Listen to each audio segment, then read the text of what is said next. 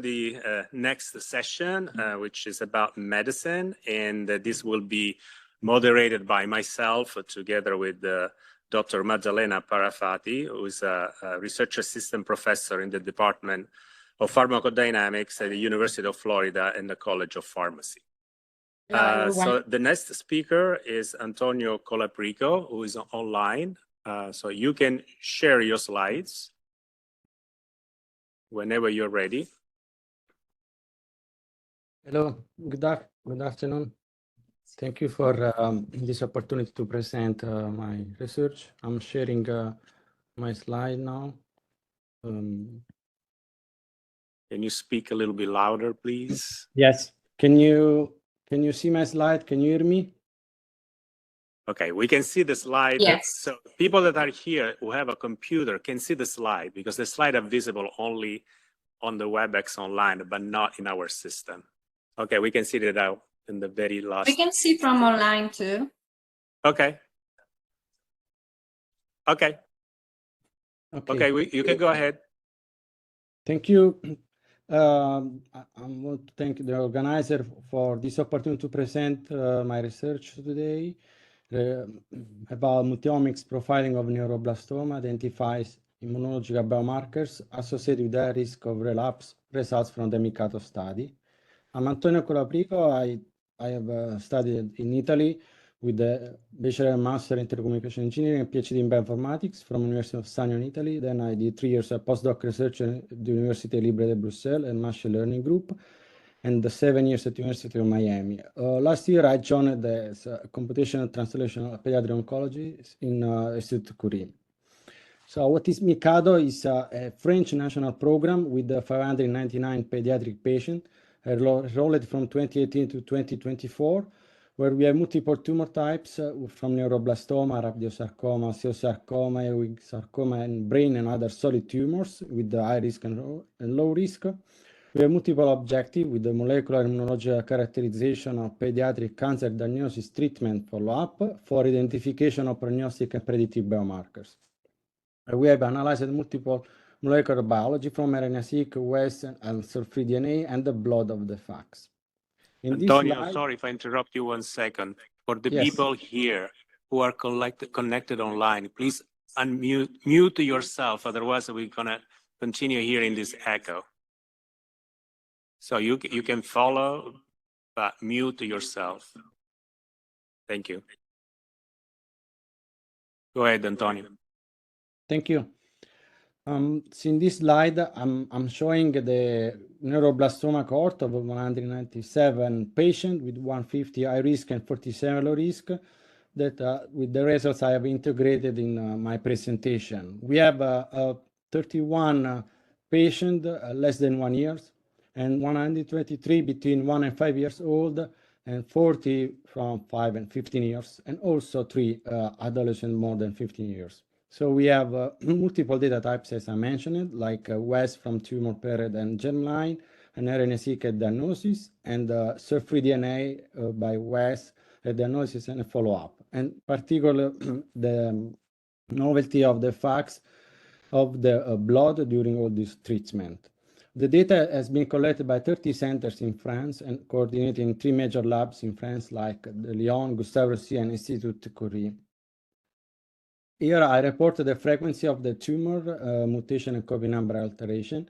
So we confirm the MYC amplification as expected for neuroblastoma, deletion of 1p, 3p, 4p, 11q, and gains of 1q, 2q, 7q, 12q, and 17q. And we also identify 4 samples with the hypermutated profiles with 2 high 10b and 2 very high tumor mutation burden, and we will investigate the potential germline mutation on DNA mismatch repair genes. In this example, I showed 1 clonal evolution analysis using PyClone, CloneVol, and FishPlot to reveal late emerging subcloning plasma at relapse that were not detected at diagnosis. And for example, with this patient, we had tumor at diagnosis with Notch4, JAK2, and MSI6, and then we were able to detect at plasma at relapse some novel mutation like ATX1, TLR2, that they can explain the relapse. So in particular, 31 were unique, were not in common with tumor or plasma.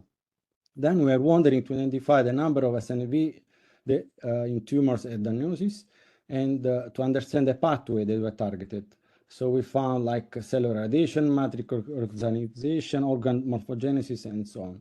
Whereas for the SNV identifies in all the samples at relapse, so we found pathway like RAS-MAP kinase, endocytosis, neurodevelopment, and cell motility that were enriched only the mutation specific to the plasma to relapse. Then we wanted to investigate the stemness as progression in bulk and tumor. So we were with the hypothesis if the tumor cells are engaged in normal stem cell phenotype to progress. And we developed this amino stemness index in Malte et al. In Cell 2018 for adult TCGA cancer type. So basically we trained one glass registration of iPS cells with the stem cell core, and then we correlated the stemness score with the samples, so finding the stemness index 0 for somatic and differentiated tissue and 1 for embryonic stem cell. In TCGA, we had 0 for normal tissue, 0.5 for primary tumor, and 1 for metastatic sample.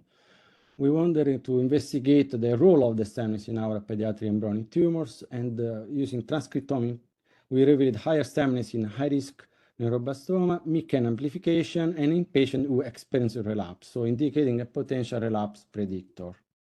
Then we were looking for baseline differences in TME between high-risk and low-risk neuroblastoma samples. We conducted RNA-seq back immune deconvolution using a tool called Excel, and we found, for example, a higher CD4 and CD8 memory T cell in high risk versus higher Tregs for the low risk, so suggesting a more activated immune microenvironment in aggressive disease. Then we look at with the immune cluster. So we conducted the consensus clustering of 64 cell type and highlighting 6 different immune clusters that didn't overlap with the disease stage. So we found the cluster 1 was cold, low stroma, but associated with the worst prognosis in the yellow one. And the cluster 2 was cold, but higher stemness in orange with the presence of also stem cell and IT and Th1 and Th2 cells. Cluster 3 was cold with myocyte and skeletal. And in particular, the interesting cluster 4 and 5, where the cluster 4 was the highest stroma and the cluster 5 was the immune hot. But the difference was the cluster 4 had only myeloid cells and non-lymphoid cells. So we were wondering what are those differences. Performing differential space analysis, we found 100 genes, including CXCLIN1, IDO1, suggesting immunological heterogeneity. Then, given these distinct immunological features, we want to investigate if there is an association of cell-free DNA quantity with disease and stage and progression. And so we found increasing of cell-free DNA by stages, by MYC and amplification, decrease as from diagnosis to intermediate, and increase again when the patient do relapse, and increase with the resistance to the therapy with a stable disease. So we also looked at differences between gene expression in high and low cell-free DNA quantity in only stage 4 neuroblastoma samples, highlighting specifically programs like DDX1, CD22, enriched for B cells that may contribute to cell-free DNA release, providing mechanistic insight.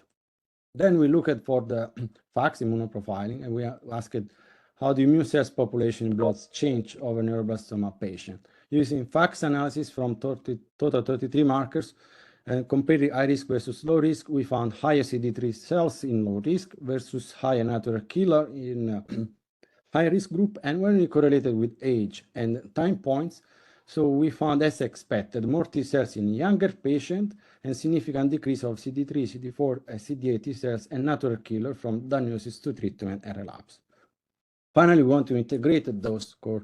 We wanted to identify a predictive model for relapse in neuroblastoma using integrated features. And using Cox regression multivariate analysis, we found the stemness index and the immune score were significantly associated with as a relapse predictor. Concluding, so we have comprehensive profile multiomics of 197 neuroblastoma patients with DNA, RNA, cell-free DNA, and immune landscape. Clonal evolution revealed the emerging of relapse-specific subclones, emphasizing the value of longitudinal sampling triggering tumor progression and resistance. Then we want to investigate if there is a correlation of the blood expression profile of the cell-free DNA. It's an open question, But also with multiomic profiling, we found specific 6 immune clusters, and we want to look for the potential link between those immune clusters and the FACS. Higher stemness was associated with undifferentiated relapse from tumor, and immune profiles show a T cell and natural killer cell alteration, reinforcing the need for integrated molecular immunology profile in designing target therapies. I want to thank all the collaborators from the Institute Curie, Gustave Roussy, Leon, and Descendant Leon, all the Mikado of the patient, the parents, all the institution and the funding agencies, in particular also the scientific committee, the Texas Scientific Committee, the University of Brussels, the Italian Research Conference in the World, and all the Association of Italian Research Abroad. Thank you for the attention. Thank you. Thank you, Dr. Colaprico. The next speaker is Dr. Pietro Coletti, Université Catholique de Louvain in Belgium. And the title of his presentation is the use of social contact data to monitor behavioral changes during the COVID-19 pandemic.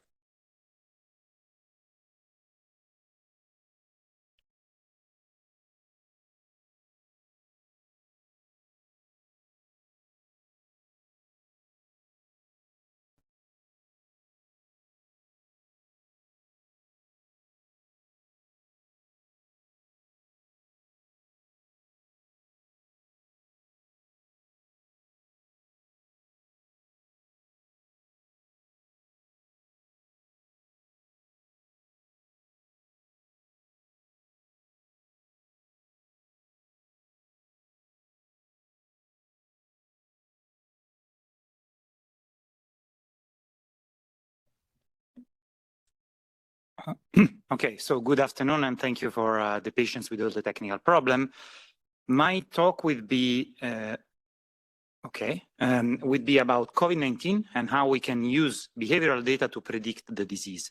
This is because during the COVID-19 pandemic, there were several modeling attempts that were done to predict what would be the best non-pharmaceutical intervention to implement in the population. But this was, of course, an effort that was faced with several challenges because the situation was ever shifting in terms, for example, of NPI taking place. Let's think, for example, of full-scale lockdown, and also because the population immunity was actually changing, not just because of the disease, but also because of the vaccine.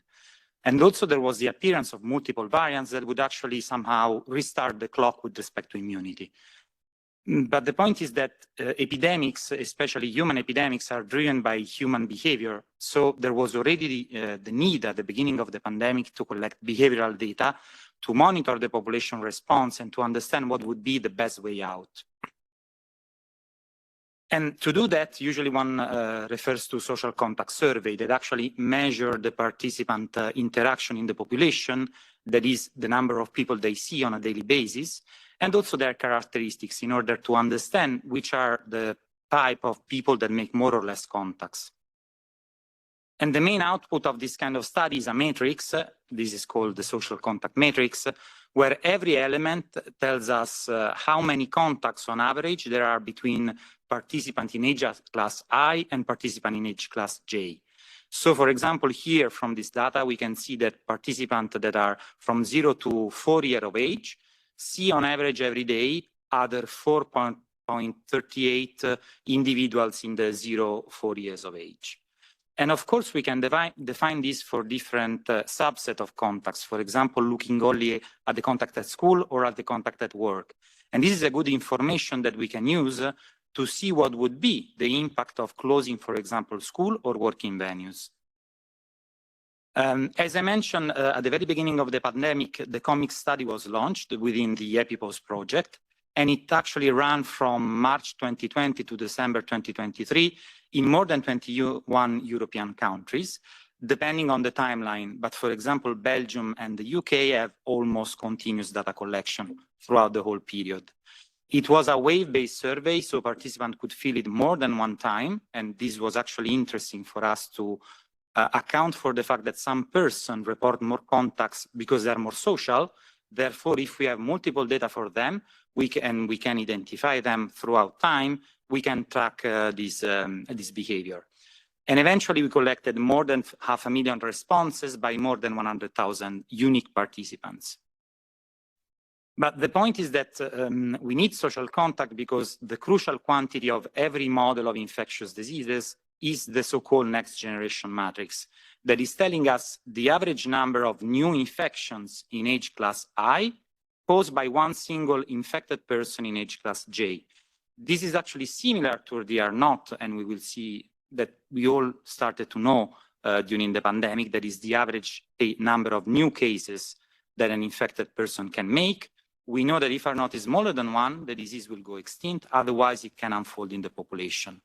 This next generation matrix has more information than that because it also tells us what is the age category of the infector and the infectee. And the age category is crucial for a lot of reasons. And under the so-called social contact hypothesis, what we can do is that we can express the next generation matrix as the contact rates, that is the contact matrix that social contact survey measure, just normalized in a proper way, multiplied by a population and disease specific factor. This is because given the same pattern of contact, a disease that is more infectious will lead to more infections, and this is, has to be taken into account by this approach.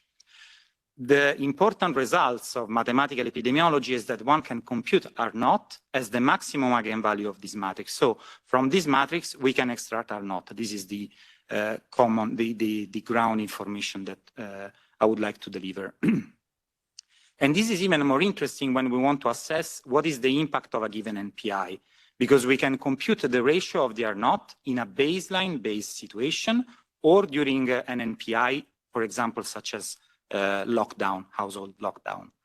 And then this is equal to the ratio between the maximum eigenvalues of the next generation matrix. But because of linearity, we can actually simplify all the parameters of the disease that maybe we don't know yet. For example, the infectious period, how long a person takes to recover, etc., and end up just with the ratio of the social contact matrices. So this social contact data allow us to estimate R0 for a given NPI. And so, for example, and can do that without looking at epidemiological data. Let's make an example. If tomorrow there is a start of a lockdown in Belgium, we will see the effect in social contact data collected tomorrow, while we will see the result in the epidemiological data with a given delay that can be 7 to 10 days for COVID. And also, all this data automatically imply social compliance. So if, for example, from tomorrow during this household scenario, lockdown scenario, nobody stays at home, this will show up in the data, of course, under the assumption that people fill the survey faithfully. And this is exactly what we did during the first lockdown in Belgium in year 2020, where there were several NPIs taking place: school travel ban to Italy, cancellation of indoor event, school closure, border closure, closure of shops. And we collected social contact data intertwined with all these NPIs. And then, and then we use this data to actually go from contacts to the R0 reduction. So we were able to really measure what was the changes in R0 without having to wait for these results to show up in the epidemiological data. Let me just skip to the conclusion because the time is running out. I've explained you how we can estimate the impact of NPI using social contact data. I could not tell you about how much perceived severity and vaccination status modulated the behavior through the pandemic, in particular with people that were vaccinated, having more contacts, probably because of a feeling of false safe.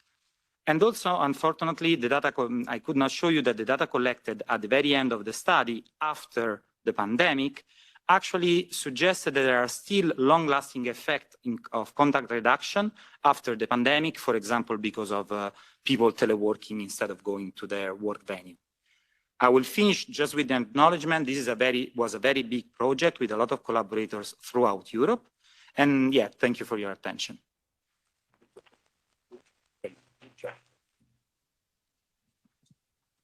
Thank you, Dr. Colletti, for this nice presentation. I would like to invite to the podium the next speaker, Dr. Mio.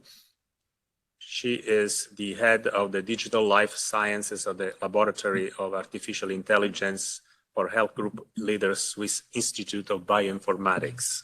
Very long.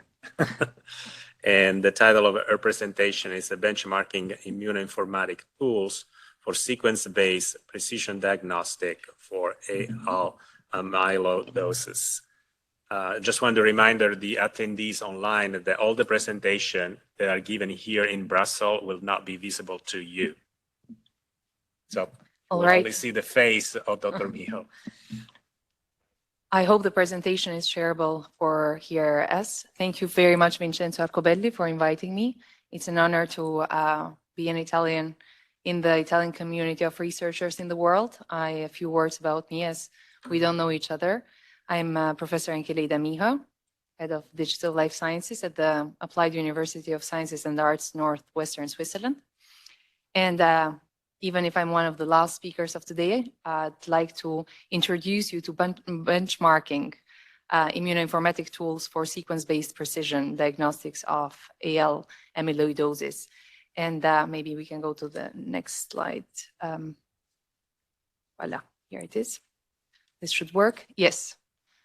A few introduction for immunity. Immunity scenarios are diverse. Each of us can actually produce billions of different antibodies. And what my presentation has in common with very many other presentations of today is that they actually are representing complex numbers. In reality, the immunity of one person can be actually 1 to the 140 different antibodies. You can imagine these antibodies as words of a book, and each of us is writing their own immune individual history of immunity. Of course, with time, these numbers will change, and the only thing that will be actually constant is that you have a very large, diverse community of antibodies, so billions. Oh, thank you. Okay, then maybe I can. Yeah. I hope you still hear me, at least here. And usually antibodies protect against disease. So here you have shown in red an antibody that could bind a virus and neutralize its entrance in other cells, or can also flag cancer cells. That's how immunity works in general.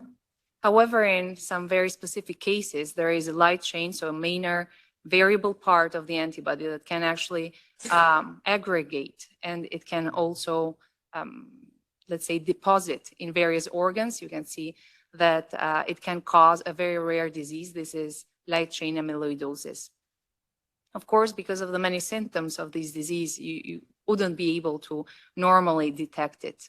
That's why we are happy to introduce you that you can actually see some signatures or some sequence-based signatures in the sequences that one amyloidosis has. For example, if a person has in its blood cells several B cells, these B cells will be sequenced and each of them will have a specific sequence. And these sequences can be detected with machine learning. So with AI, we have benchmarked different methods. That's why also it's important to benchmark different tools for basically detecting these signatures in a complexity that can go to billions of different antibodies. So in the next slides, you can see that several tools will give you actually a different output, which means if you introduce or if you annotate, pre-process these immune sequences, these immune cells with different tools, you will get 20% of overlapping outputs. These outputs will be in the top clones even larger, however, very diverse. And all what you see in the pre-processing tools will have an impact in using of the machine learning or AI in the future to detect sequences. So if you use the correct tool, you could learn actually from millions of unique antibody sequences in the blood, you can learn a possibility of one clone being a specific rare disease clone with 90% accuracy. And this accuracy will remain the same, this precision will remain the same if you use different models. So if you use random forest or if you use neural networks or if you use actually other methods, you will have the same accuracy more or less circa. So in conclusion, I'd like to actually reach out with an outlook. So the outlook is that you could detect each of these diseases, not only rare diseases, but also more common diseases like cancer, autoimmunity, and infections. And you can imagine how this can reflect also in the vaccinology or in other diseases that we haven't covered with immunity so far. You can detect multiple diseases very early based on signatures of a complexity of billions of sequences in the world. Now, I'd like to conclude with an acknowledgement slide. Of course, all this work would have not been possible without the founding agencies, that is the Swiss National Science Foundation, the European Joint Program Rare Diseases, and of course, ETH, so Federal Institute of Zurich, a spin-off AINet, and all of my collaborators all over the world, specifically my postdocs and my PhD students. Thank you very much for your attention.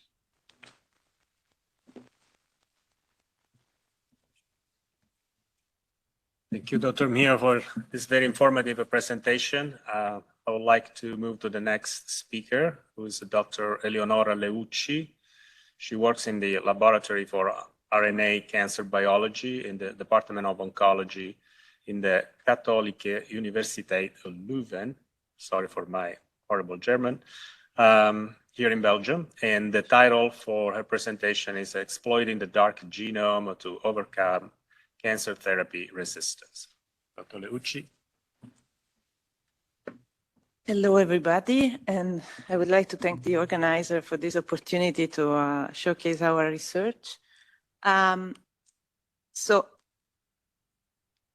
I'm back. Okay.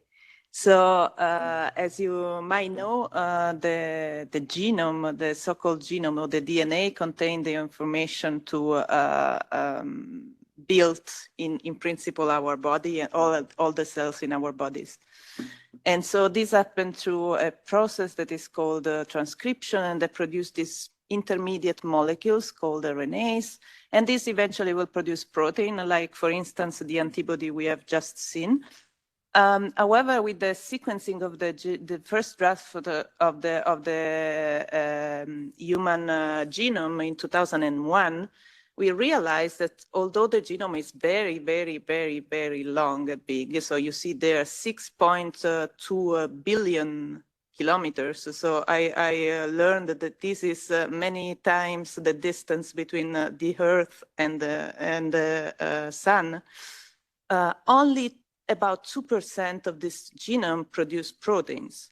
And so once we developed more sophisticated ways to sequence the genome and the transcriptome of the cells, we actually, that allowed actually to have these sequences within days, we realized that although only 2% of the genome was converted, let's say, into protein, still 98% was RNA. So what are these RNAs? So this is a very key question in my lab. So we studied the role of all this so-called dark genome. It's called dark genome in analogy with the dark side of the moon, right? So the unknown part of the moon. Well, we think that to start with, this is important because since the inception of cancer research, you have to consider that we have been focusing merely on about 2% of the genome. So there is probably a lot more to know out there. Additionally, several studies for different labs and consortia have shown that the vast majority of copy number alterations, somatic mutations, and single nucleotide polymorphism in the genome associated with cancer are actually located in this area of the genome. And you can see in the picture on the right that actually many of these long non-coding RNA encoded by this part of the genome have been associated already with different cancer types. So it's not only conceptual. There are several reasons for studying this transcript that make them amenable for translation into the clinic. And the first one is that these molecules are very specifically expressed and also dynamically expressed. So in the first picture on the left, you see, for instance, a mouse brain. And so we have been using, well, not me, but scientists have been using probes, fluorescent probes, to directly label specifically these molecules. And you can see that each and every of this molecule can light up a specific area in the brain. In the picture in the middle, instead, you see data from cancer genome. All the different colors on the top of these figures are different cancer entities, and on the right you see the corresponding normal tissues. I guess as you can appreciate that the expression of these molecules that are the red and green pixel in the picture is completely different from one tumor entity to the other, and also from tumor to normal. And this is also something that is very dynamic, and considering that these molecules can be found in biofluids, these are potentially very good biomarkers that allow the detection of cancer, but also the follow-up of progression with non-invasive techniques. So, of course, being so specifically expressed is an advantage also from the therapeutic point of view, because this would reduce the targeting or the specific targeting of normal cells, and this would reduce the toxicity associated with many cancer treatments. And that's what we are looking for. We are looking for novel non-coding targets, and they can be targeted in different ways using different types of small molecules, either small molecules or antisense oligonucleotides. And this last category is our favorite option in the lab. So these are very novel molecules, and there are already several of those in clinical trial. So I would like to highlight that thanks to the results of curiosity-driven research and translational research, nowadays for many cancer in the clinic, we don't deal anymore with the cancer and tumor initiation, but we deal with therapy resistance and relapse. And why I say thanks to the research? Because this is the results thanks to the results of research, we now have medicines that can be used for this patient. So this is the case, for instance, for melanoma, which is the cancer type that we mostly study in the lab. So in this picture, you see a patient with melanoma on the left. So you have to consider that before 2012, melanoma was a death sentence. In 2012, a molecule that recognized a specific mutation present in 50% of the patient was introduced.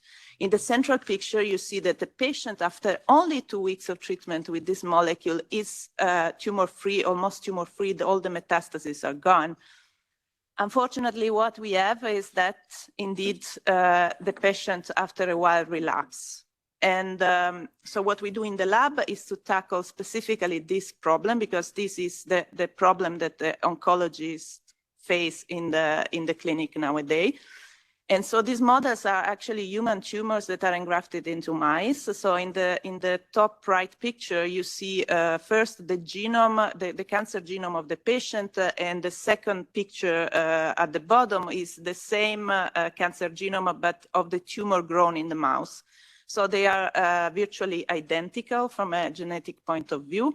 And in fact, they respond to the therapy exactly like the patient. So in the graph, you can see that once the tumor is measurable and detectable, we start to treat with exactly the same medicine. You see that the tumor goes down very fast. It disappears for a long while.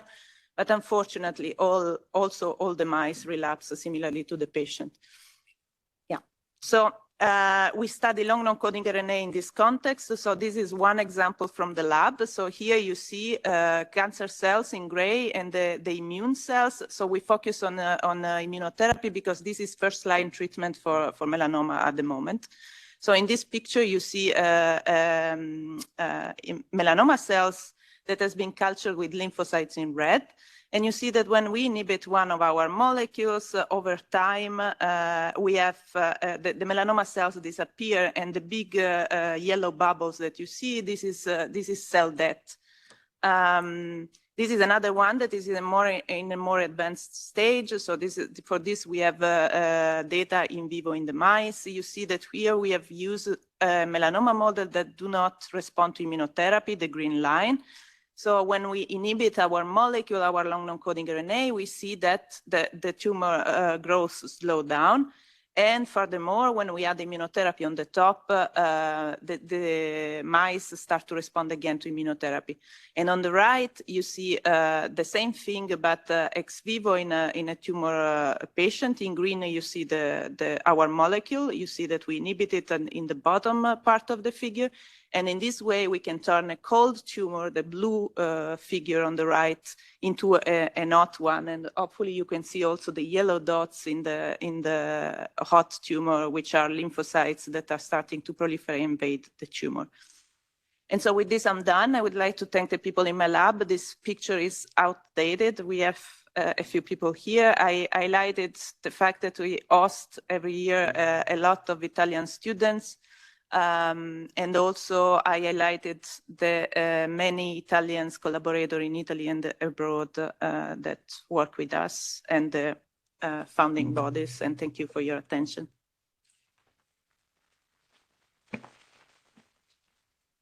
Thank you, Dr. Leucci. I have some good news to share. So all slide presentation, including those here in Brussels, are visible to everybody now. On the other end, I think they also solved the problem with the camera because it was frozen.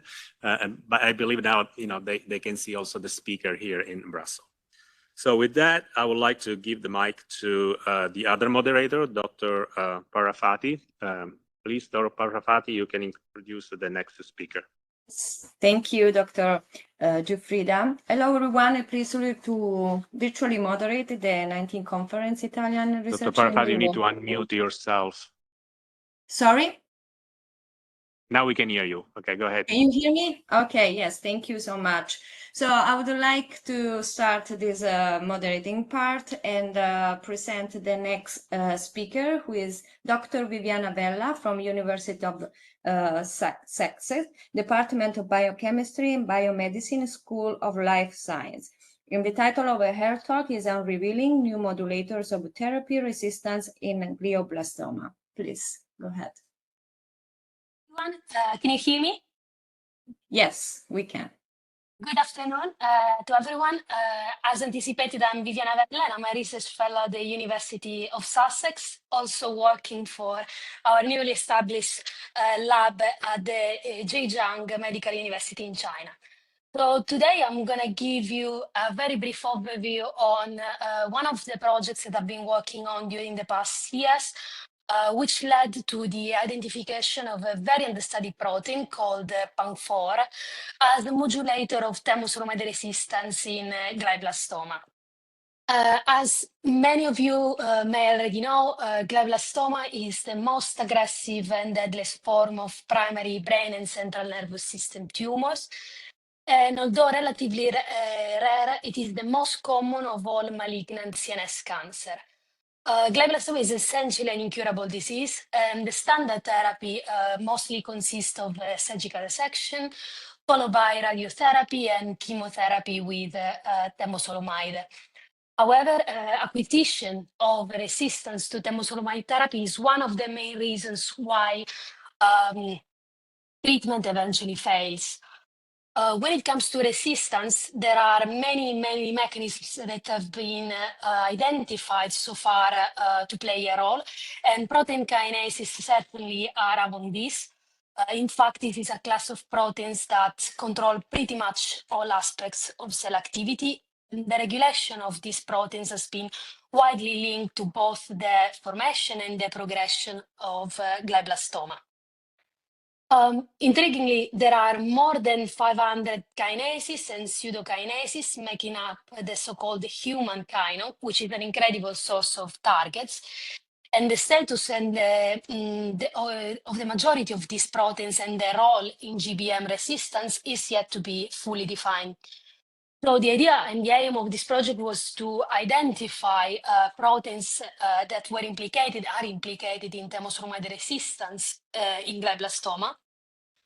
and to mechanistically investigate the underlying mechanisms of resistance. So in order to do that, we established the present experimental pipeline. So we started by performing a kinome-wide synthetic lethal screen. In other words, the whole human kinome was silenced in a temozolomide-resistant GBM cell model. And we treated our cells with either DMSO or temozolomide, and cell proliferation was eventually used as a readout for the screening. So we then moved on into validating our hits throughout a number of different assays and across multiple GBM resistance lines and patient-derived cell lines. And then we performed some proteomic studies in order to better understand the molecular mechanisms of resistance. Finally, we performed in vivo and immunohistochemical studies to understand the clinical relevance and potential translational of our hit. So our screening led us to the identification of 22 statistically significant hits, with PANC4 being the most prominent one. The idea was to mostly focus on targets that were critical for cell viability only in the presence of the drug, so which had a synthetic lethal effect with temozolomide. We further validate our results, and again, we performed a smaller scale screen where PANC4 emerged as a main target. So we decided to bring this forward. PANC4 is the human pantothenate kinase 4, which belongs to the family of the PANC kinases. However, like the other member of the family, PANC1, 2, and 3, which have an important role in the biosynthesis of coenzyme A, the role of PANC4 is still an open question. In fact, it is a very understudied protein, and it is structurally unique as it's characterized by a pseudo kinase domain. So it's like a kinase domain which is inactive, and it's also characterized by a phosphatase domain called DAF89, which I will briefly address soon. We validate our results through different phenotypic assays. For a matter of time, I'm gonna try to be as fast as possible and just say that we saw that silencing of PANC4 was able to synergistically decrease cell proliferation in our resistance lines and also in patient-derived cell lines. Was able to reduce the clonogenic potential of our models and induce cell death upon temozolomide treatment. Jumping to our in vivo studies, we found that abrogation of PANC4 in combination with temozolomide was able to sensitize chemo-resistant GBM tumors to the drug, as also confirmed by our immunohistochemical results. And we found a link between PANC4 expression and the overall survival in GBM patients cohort. Indeed, there was a correlation between higher level of PANC4 expression and poor overall survival in GBM patients. And this was, PANC4 expression was also linked to the drug. So when PANC4 expression was induced, in fact, in response to temozolomide treatment, both at mRNA and protein levels. And just to give you also an idea on the proteomic studies that we performed and the mechanism behind, we found that when we knocked down PANC4, we had great deregulation of a number of biological processes that were linked to cellular detoxification. And this was particularly interestingly because, as I mentioned earlier, PANC4 is characterized by this DAF89 domain, which is a phosphatase domain, which has recently been reported to have some damage control function. So in other words, this DAF89 family of proteins essentially clears up the cells from all the unwanted material in a process called house cleaning process. And in fact, we found that the majority of proteins that were deregulated following knockdown of PANC4 were all linked to cellular detoxification. Dr. Bella, 3 minutes. Yeah, okay, great, almost done. we found that indeed there was a novel protective role for PANC4 in the context of temozolomide-resistant GBM cells. So to make a long story short, we found that PANC4 was indeed able to modulate the intracellular ROS levels in our models, and that this ability of PANC4 to modulate their cell sensitivity to the drug as well as the accumulation of ROS was all strictly dependent on the phosphatase activity, so the DAF in domain that I was mentioning earlier. So to give you the overall picture, we hypothesized a mechanism where as cells undergo genotoxic stress during exposure to temozolomide, PANC4 depletion represents a synthetic vulnerability, which is a critical point that can lead to cellular damage accumulation, like accumulation of ROS, and subsequent cell death. I'd like to thank all the collaborators everywhere from Athens, Imperial College in London, China, Milan, and so on, and the lab, and all of you for your attention. I hope it was brief enough. Thank you for your presentation. So our next speaker is Dr. Professor Antonella Fioravanti from University of Brussels and Faculty of Science. And the title of her talk is The Microbial Age, Confronting Pathogens, Protecting Health, and Facing Climate Changes. Please go ahead. Humans, we like to think that we are at the center of everything. The smartest species, the most evolved one, the top of the chain food. We are capable of amazing things, even creating life.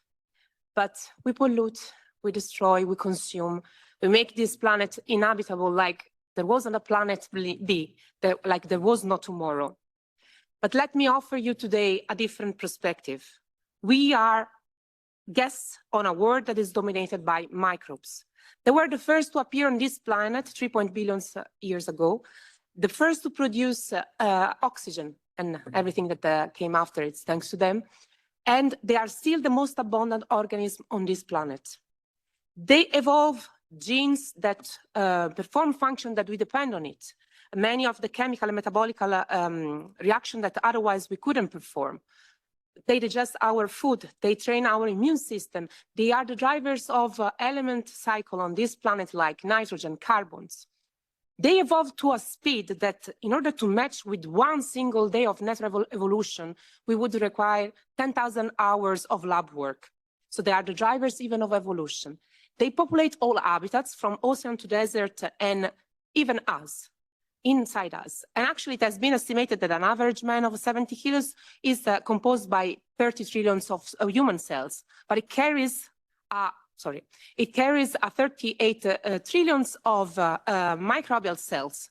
And so this means that we are more microbes than humans.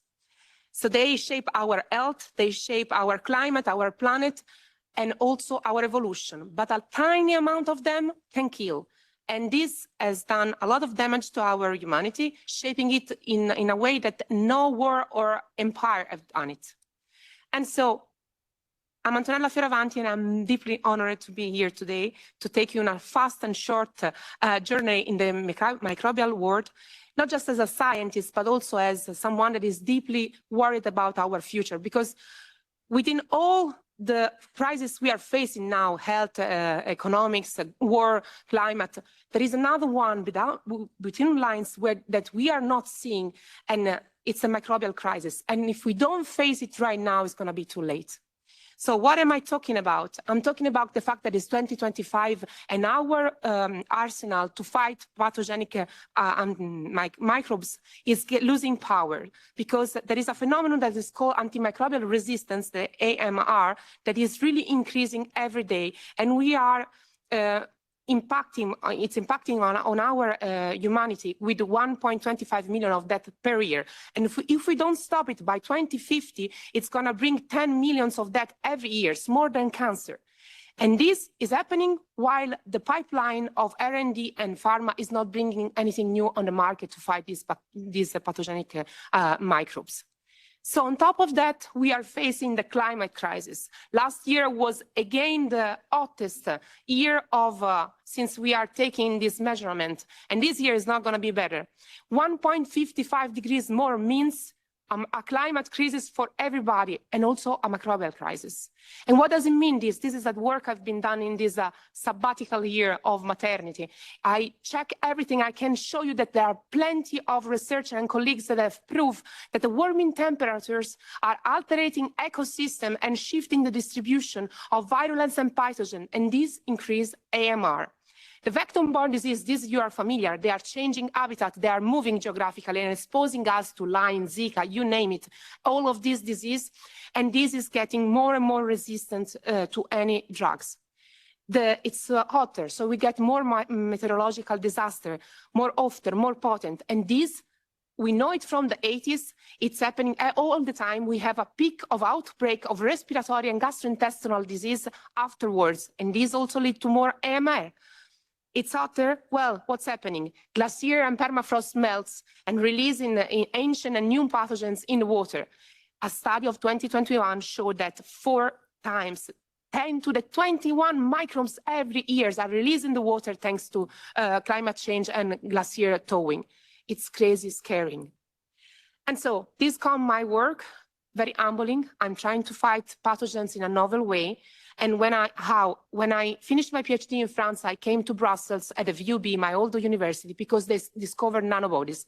What are they? Well, they are something that comes from a single chain antibody that just llama, camels, and dromedaries, and also sharks, sometimes evolution works like this, have. And what is this different? Well, we have conventional antibodies, big molecules made by 2 chains, very expensive to produce and store, but they do their job. They defended us from everything we encounter. But what they have, the single chain, is that part that is basically tagging your bad guy, the enemy that you find in your body, can be cut away and it forms nanobodies. And that is working like a very functional antibodies, but it's so much lighter, 50 kilodalton compared to 150. So at that time I thought, you know, maybe this can reach something that our immune system can reach. And I was right. But I picked my fight with one of the worst pathogens ever, the one that causes anthrax. So Bacillus anthracis is a natural occurring bacterium that you can find everywhere in the world in the environment as a dormant spore. When you encounter a host, you get the infection and it becomes alive again. Very scary. It's a natural occurring disease, very ancient, and it's happening everywhere for all warm and blooded animals. History have led humans to develop it as a bioweapon too, and also it was the first alarm call for all scientists in 2016 because it was the threat coming back from the permafrost. In Siberia, temperature increasing, permafrost melt, and a reindeer dead 75 years before gave rise to another outbreak. 10,000 reindeers dead, they contaminated all the fields, and the village was all quarantined, and a lot of people died. So they can go back. So what did I want to do? Well, I wanted to destroy the armor of this bacterium. How? With nanobodies, and I prove it. I can stop the armor of this bacterium forming and destroying. And if you do it on top of the bacteria, you see that they collapse. And so for the first time, I discovered that these are exoskeleton for the bacteria. And if you give this to the mice, well, they don't die in 100 hours. They clean the infection and they recover from anthrax. And I'm doing this for another bad guy, C. diff. And I'm doing this for new pathogens that in the last years have been identified to help cancer in progressing, creating metastasis, and getting resistance to the traditional oncology treatment. And so, just to finish, I hope I convinced you that we are living the microbes age here because they are the threat, but they are also the cure. The rise of AMR is super, super scary, and we have to pay attention to it and do something because there is nothing new coming to the market that can face it really. Also, the microbes are contributing and adapting to the climate change, but they are the cure. They have been our national pharmacies since years. 70% of antibiotics are coming from soil bacteria. They are our biotech pharmacy and factory, and they can offer climate and pollution crisis solution. So to protect the planet and the human health, we have to support microbial basic and applied research, improve international surveillance, and create open microbial data. Because this microbes age is here. Are we ready to let it in or be led by it? Thank you very much. Thank you very much Dr. Fioravanti, for your presentation. So I'm pleased to invite our next speaker, Professor Sara Piccirillo, from the Brain Tumor Translational Laboratory, University of New Mexico Health Science Center. And her talk is Single Nucleus and Spatial Landscape of Subventricular Zone in Human Glioblastoma. Please. Well, thank you so much for the kind invitation. I'm really honored to present this work to you today and to join you from the University of New Mexico. Here is morning, but good afternoon to all of you there. So what I'm going to do in the next few minutes is to give you an overview of our work that focuses on intratumor heterogeneity and in particular the subventricular zone in glioblastoma. So first of all,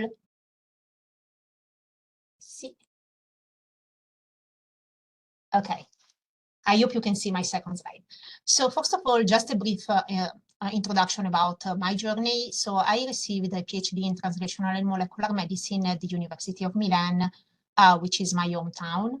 And then I moved to the United Kingdom where I did my postdoc in cancer genomics at the University of Cambridge. I then started a collaboration with UT Southwestern Medical Center in Dallas, and that led me to be recruited over there as a faculty member. After that, then I started my independent career, and I have my lab, as you have heard from the kind introduction, at the University of New Mexico Health Science Center and the University of New Mexico Comprehensive Cancer Center here in Albuquerque, New Mexico. And I'm honored to hold the title of the Robert M. Faxon Jr. Endowed Professor. Robert M. Faxon was a patient with glioblastoma, and his family kindly created this endowment to support our glioblastoma research. So you heard already from a previous speaker about glioblastoma and the fact that this is the most aggressive brain tumor in adult. So I'm going to give you a very brief introduction about this, just to highlight the aspect that we are interested in. So unfortunately, although glioblastoma is considered a rare cancer, it is a very lethal cancer. And the standard of care for this tumor, which consists of debulking surgery where possible, followed by radiotherapy and temozolomide.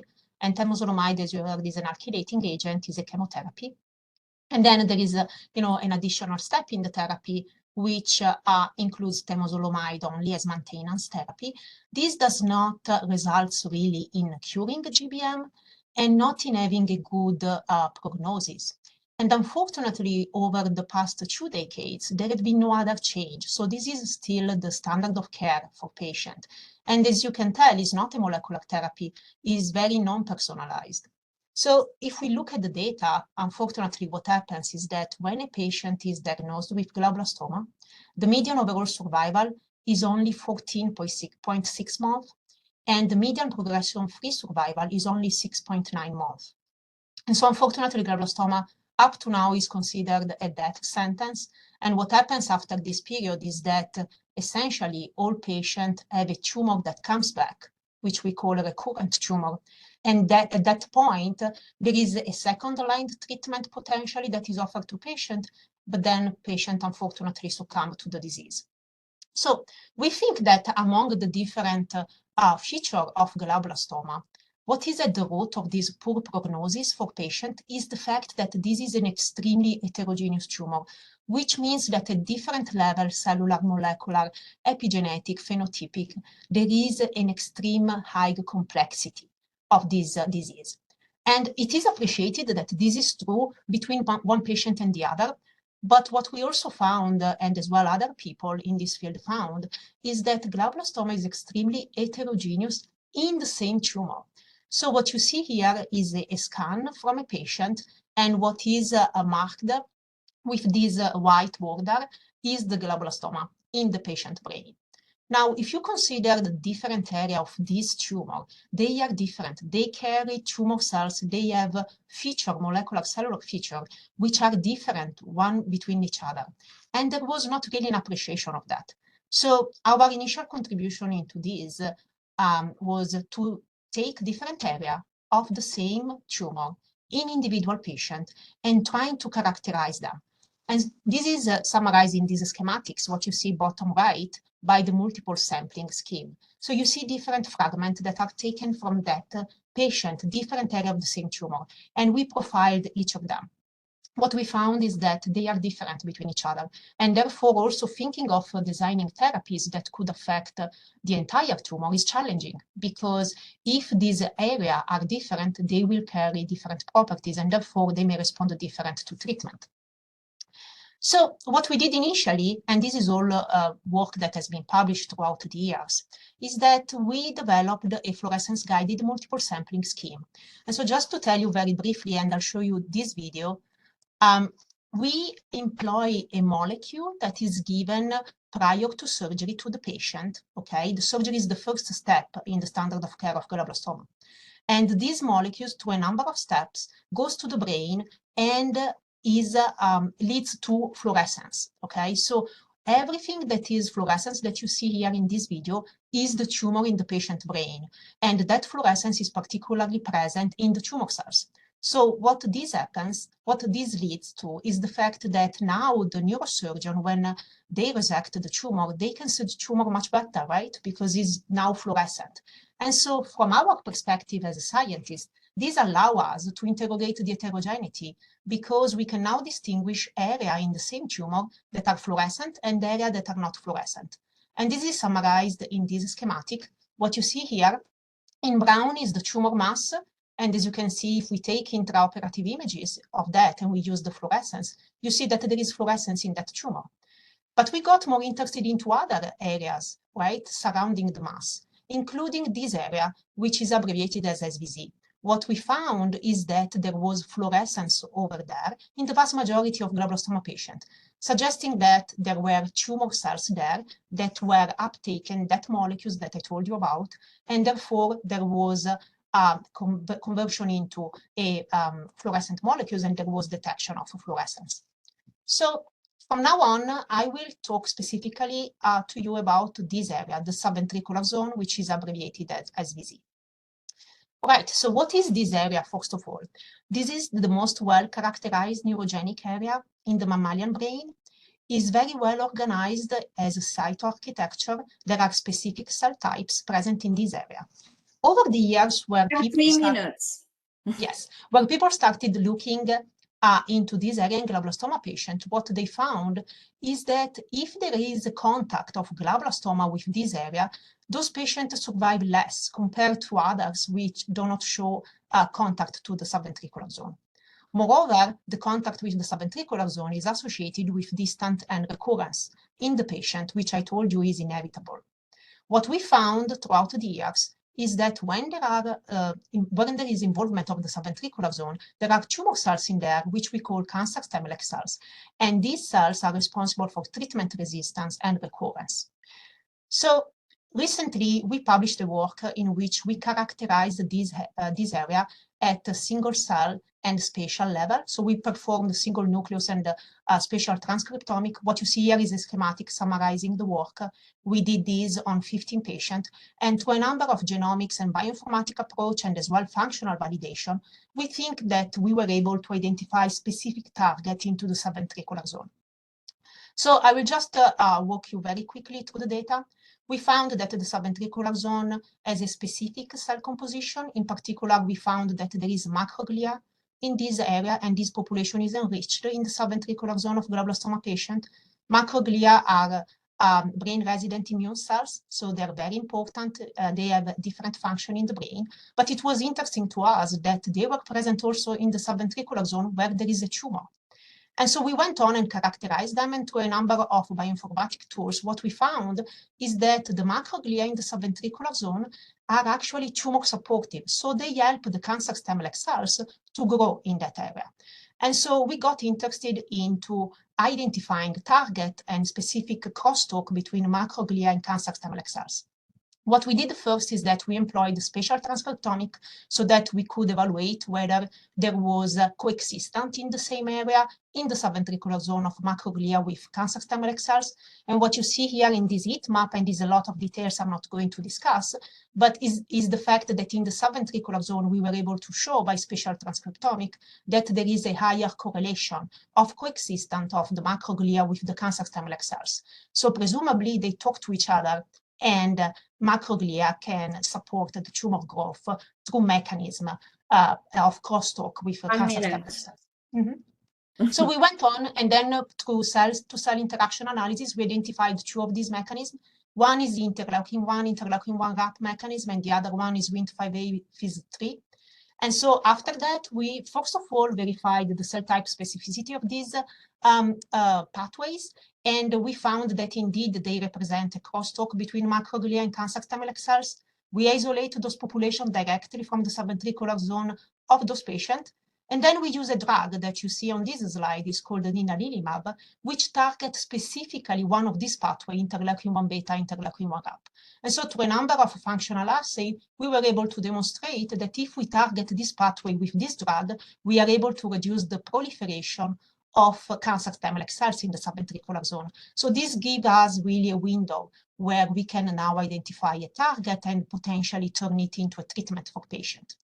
We also found that interleukin-1 RAP and the Fis3 expression level are important for the, as they have prognostic relevance in patients. Dr. Piccirillo, we need you to conclude, please.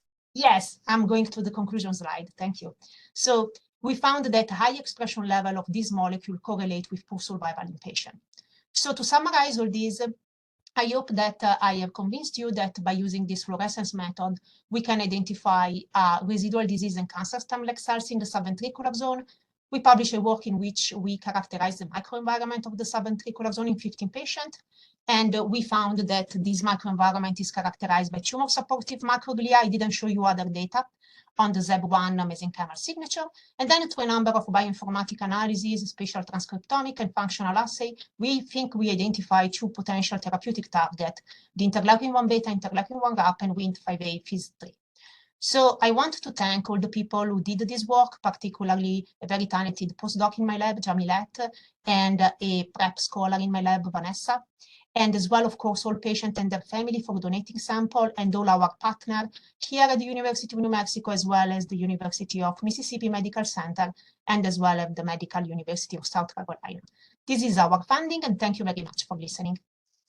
Thank you, Dr. Piccirillo, for your great presentation. And with that, I'm pleased to invite our next speaker, Professor Casimiro Gerarducci, from Department of Medicine, University of Montreal.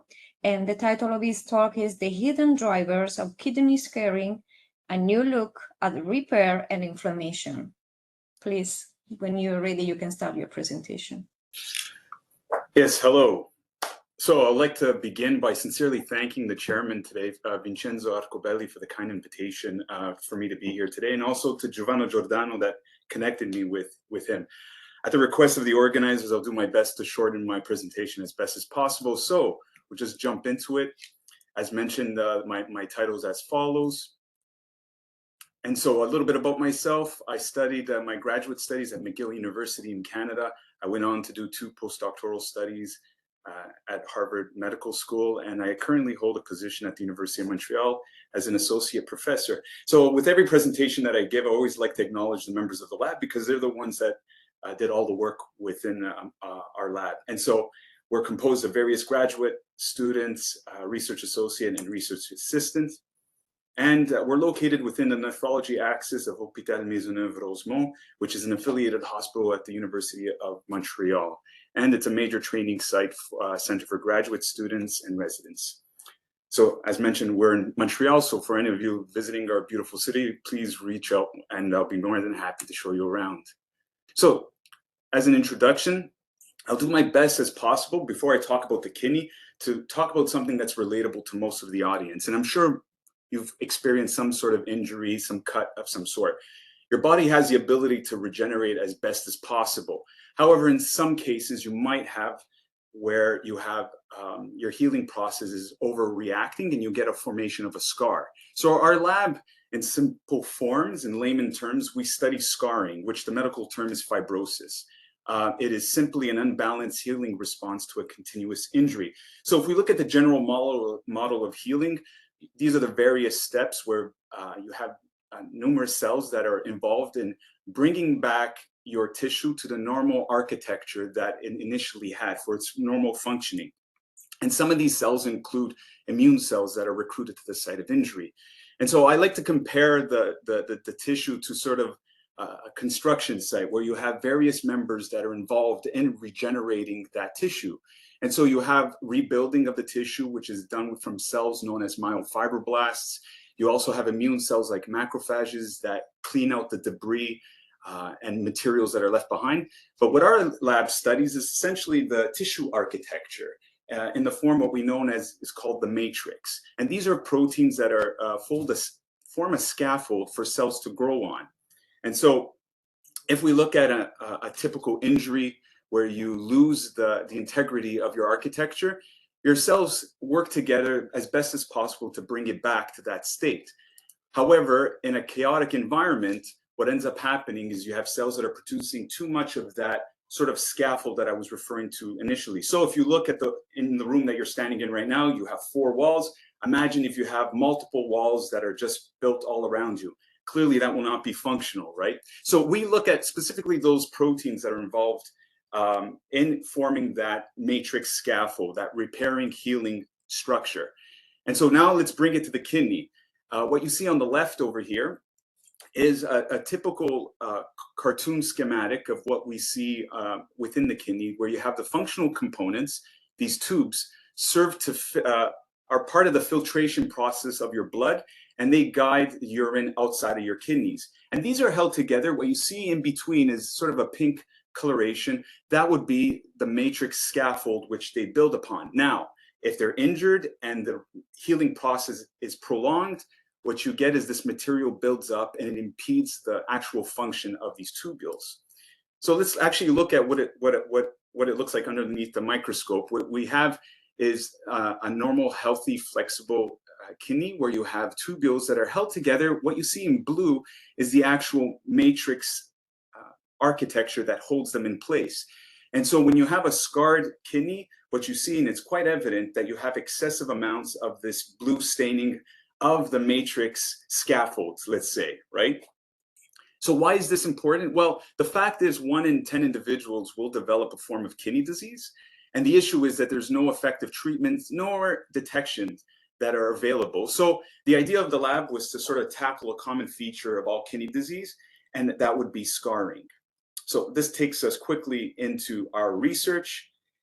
And so the following is sort of a workflow by which our lab goes by. We have animal models that in mouse that we replicate the disease in, and then we also study patient samples. And so just basically, just like black and white, we study the sort of diseased kidney and compare it from a protein perspective to the healthy kidney. And so we look at specific proteins that are present that are implicated in the progression of the disease.